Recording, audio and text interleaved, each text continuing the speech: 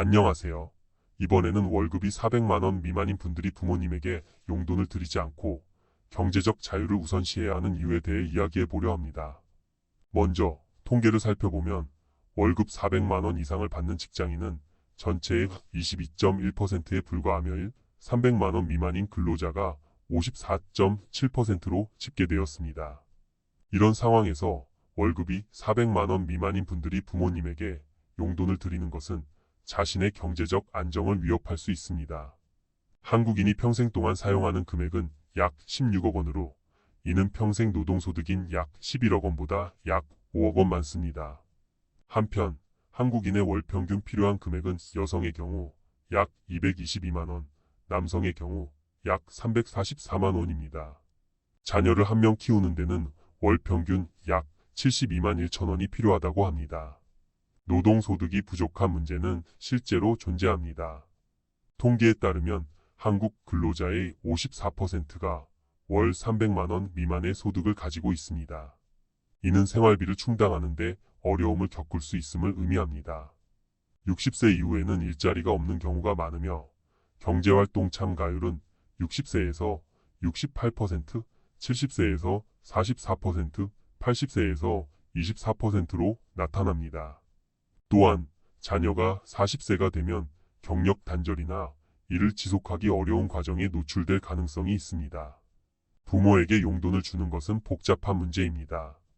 부모에게 용돈을 주면 그 돈은 대부분 소비됩니다.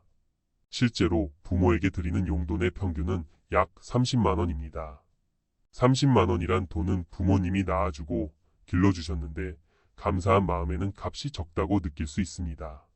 이 돈의 함정은 효도라는 명목의 예산에 생각지 않는 것에 있습니다. 부모님이 이 돈을 받으면 이 돈은 어떻게 될까요? 이 돈은 모두 소비됩니다. 부모님께 효도하기 위해 100만 원 드리든 200을 드리든 모두 소비됩니다. 조금 현명한 부모님은 자식에게 받은 돈을 적금에 넣거나 해도 나중에 소비됩니다. 이 돈이 모두 소비되면 부모와 자녀 모두가 경제적으로 어려움을 겪을 수 있습니다. 그렇다고 부모님이 그 돈을 받게 되면 마음으로 풍족할까요? 사실 그렇지 않습니다. 그때는 자녀가 용돈 받고 좋겠지만 자녀는 돈이 부족해서 문제가 커지게 됩니다. 모든 것은 자녀가 40세가 될 때 이 문제는 커집니다. 부모는 여전히 돈이 부족하고 자녀의 문제를 발견하고 걱정하고 오히려 자녀에게 핀잔을 늘어놓습니다.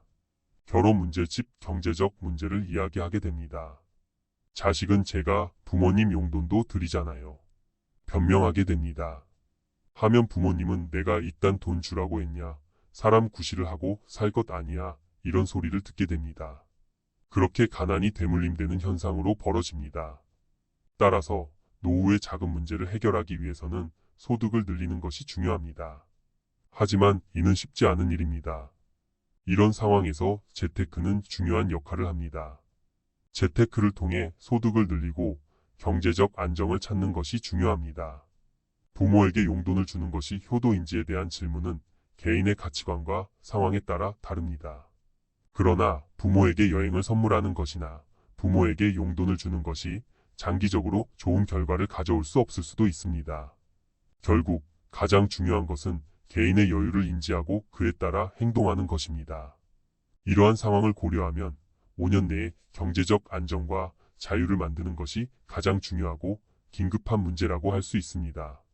5년 동안 부모님 용돈을 안 드려도 부모님 나름대로 살 수 있는 현상이라면 내가 경제적으로 살아나지는 문제를 우선적으로 해결하는 것이 현명하다고 생각합니다. 5년 동안 소비를 최소화하면 1억의 자금을 만들 수 있습니다. 첫째, 지출을 철저히 관리하세요. 월급이 적다고 해서 퍼부을 필요는 없습니다.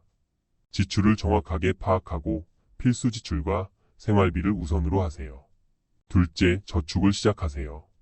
월급을 받으면 일부를 저축하는 것이 중요합니다. 얼마가 됐든 꾸준한 저축은 더 큰 변화를 만들어줄 수 있습니다. 셋째, 부모님에게 돈을 드리기 전에 자신의 경제적인 안정을 먼저 챙기세요. 자신이 도와주지 않는다면 부모님을 위해 더 큰 도움을 줄 수 있을 것입니다. 넷째, 부모님과 솔직한 대화를 나눠보세요. 현재 상황에 대한 걱정과 어려움을 솔직하게 이야기해 보는 것이 중요합니다. 다섯째, 자기 자신을 위해 투자하세요.